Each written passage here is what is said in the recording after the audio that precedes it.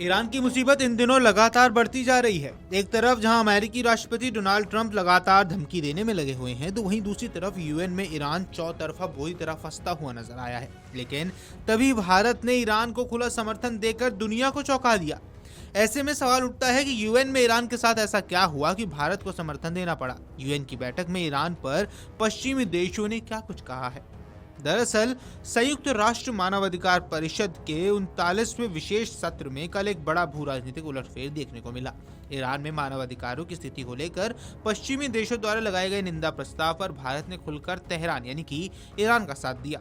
भारत ने न केवल इस प्रस्ताव का विरोध किया, बल्कि नो यानी कि विपक्ष में वोट डालकर पश्चिमी देशों, विशेषकर अमेरिका और यूरोपीय गुट को चौंका दिया। ईरान और भारत की दोस्ती से दुनिया वाकिफ है। मुश्किल घड़ी में अक्सर भारत अपने दोस्तों का साथ देता है।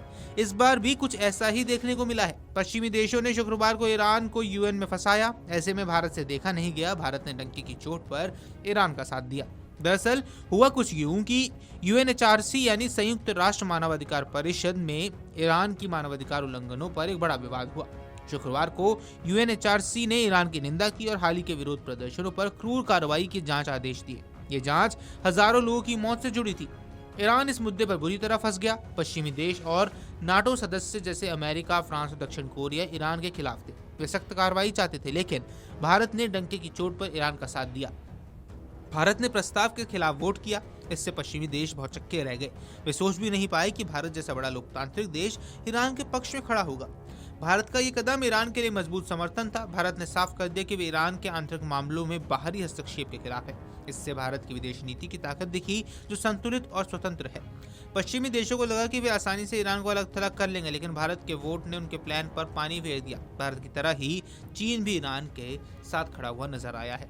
फ्रांस, मेक्सिको, दक्षिण कोरिया सहित कई पश्चिमी और अन्य देशों ने ईरान के खिलाफ लगाए गए इस प्रस्ताव के पक्ष में मतदान किया। वहीं भारत और चीन समेत 7 वोट इस प्रस्ताव के विरोध में पड़े। 14 देशों ने अपना स्टैंड कॉमन रखा। ईरान ने इस प्रस्ताव को राजनीतिक और बाहरी हस्तक्षेप करार देते हुए खारिज किया तथा कहा कि उसके पास अपनी जांच के स्वतंत्र तंत्र है। भारत ने इस प्रस्ताव के खिलाफ वोट देकर ईरान का खुलकर साथ दिया है।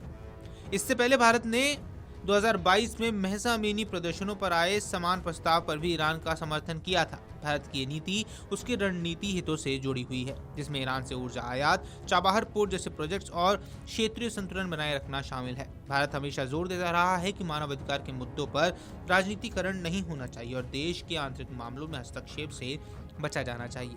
इस वोट से भारत ने अपनी स्वतंत्र विदेश नीति को दोहराया है, जिसमें वह पश्चिमी दबाव के आगे नहीं झुकता और दोस्त देशों के साथ खड़ा रहता है। ईरान के साथ भारत के संबंध मजबूत है और ये कदम दोनों देशों के बीच विश्वास को और ज्यादा मजबूत करते हैं। Video desk Amar Ujala dot com. अगर आप ये वीडियो YouTube पर देख रहे हैं तो हमारे चैनल को सब्सक्राइब कर बेल आइकन दबाएं और Facebook पर देख रहे हैं तो हमारे पेज को लाइक करें।